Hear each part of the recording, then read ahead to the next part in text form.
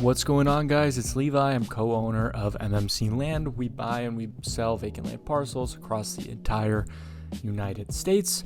And a few weeks ago, I made a video talking about how beginners should start with very low ticket land deals to kind of get their feet wet, hone in on their skills before they go for those bigger parcels. And that's still true. But today I thought I would kind of add on to that and really give you guys the full picture on when more medium to higher ticket flips actually start to make more sense. So that is because there is a massive difference in the two models, and there are definitely trade-offs that most people just don't understand.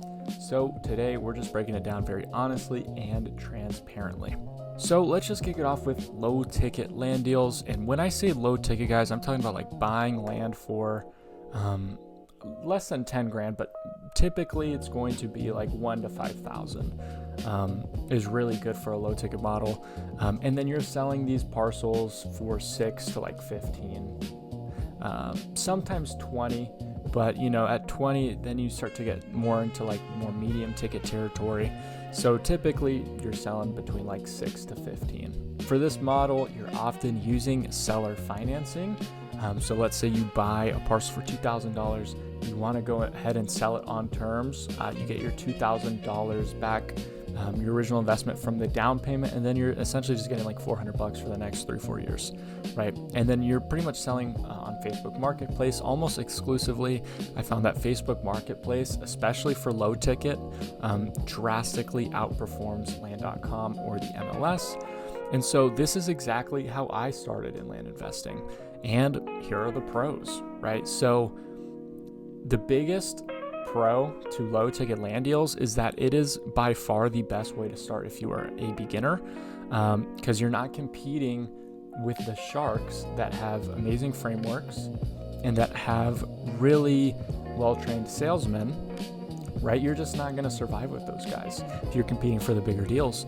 And so you're also not burning $5,000 in mail just for you to be outcompeted by that same shark who's better than you, right? When you start in lower ticket, you get to learn how to comp land. You get to learn what makes a good land parcel. You get to learn basic frameworks on how to speak to sellers.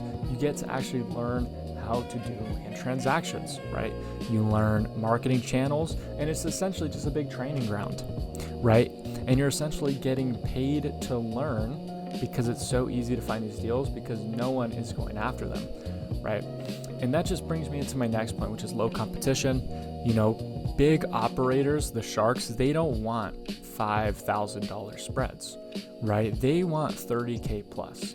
And so you're dealing with sellers that haven't been contacted in years, or in some cases, sellers that have never even had an offer, off market given to them, right? And so that alone gives beginners a huge advantage because at that point, you don't need the sales ability to close deals because at that point, it's just a numbers game. You're just waiting for someone who just essentially wants to give their land away because they don't care about it, right?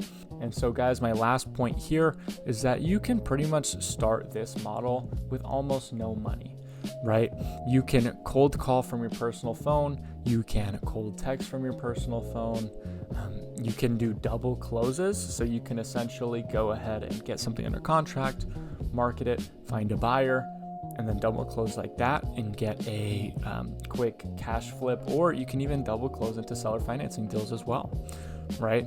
You can also use small deposits. So like if you have 2 to 5 grand, you can buy a parcel for 3 grand, go list it for 12, 15, because in the lower ticket game, I don't buy things that I won't be able to get a minimum 3 to 5x on. And so guys, with that being said, you don't need $50,000 to get started in this model. All you need is just some consistency in order for you to get your feet wet and then get some proof of concept. But guys, it's not amazing for scaling because you need a lot of deals to do like $1 million per year, right? It's very difficult when you have like buy for 2, sell for 8, your spread is like 6 grand. And that's only for cash flips, right? If you guys offer seller financing, a lot of the times you're going to get seller financing deals, which is cool, right? Because your net worth goes up substantially.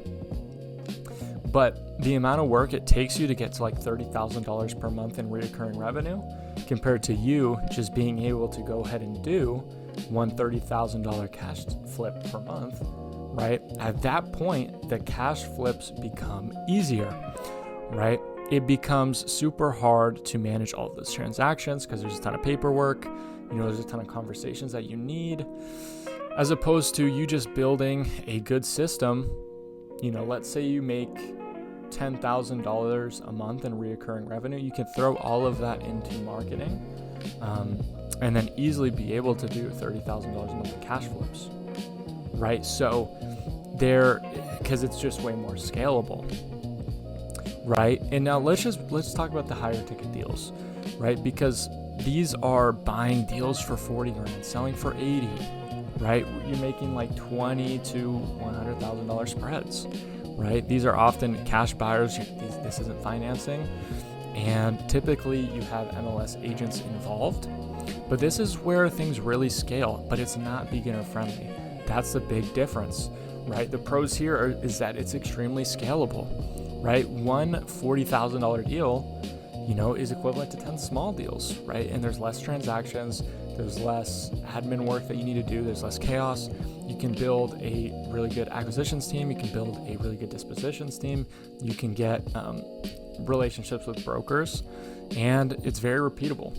And now your buyers for these transactions are typically going to be developers, people who want to build, just people with that are serious and have a lot of motivation, and they always actually have money, right? Compared to the guy who wants to give you $2,000 down to finance your property, right?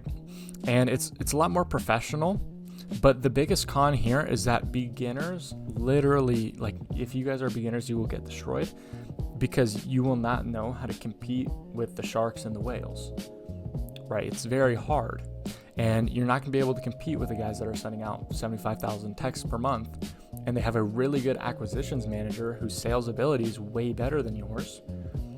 And then boom, the seller starts talking about, some land lingo, and you have no idea what he's talking about. So if you're a beginner, you are going to just waste all of your money because you're not going to be able to compete with people. As opposed to if you start off with lower ticket parcels, you're reaching out to people who have never been contacted, and it's very easy to gain the confidence and gain the ability to actually speak with people before you go and you spend all of your money on marketing. And that brings me on to my next point, where your mistakes are very expensive here. Because if you are going to try to get properties that are minimum like $30,000, you want like buy for 30, sell for 60, because that sounds awesome. You might go send out $5,000 in mail and then learn that you completely underwrote wrong and that you just wasted $5,000. And guys, here's the double whammy, because the problem is if you go send out $5,000 in mail, sometimes you might not even get a deal back or know what you did wrong.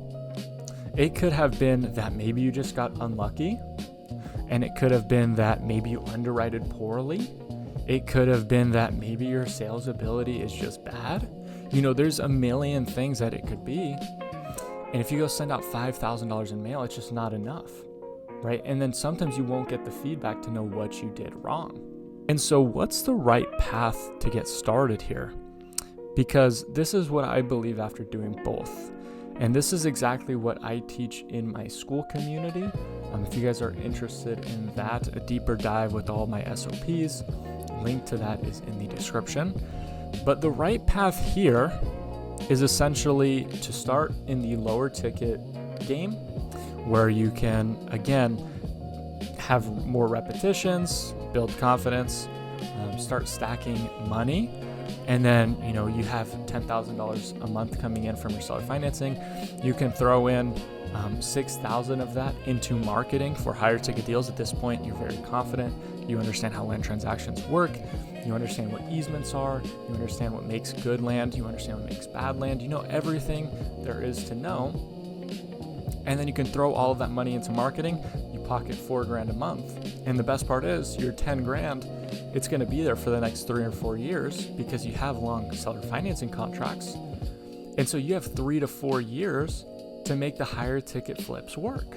That's the beauty of it. When you understand what you're doing, at that point, you can throw all of your money into turning into a high level land investor solely target more medium to higher ticket flips.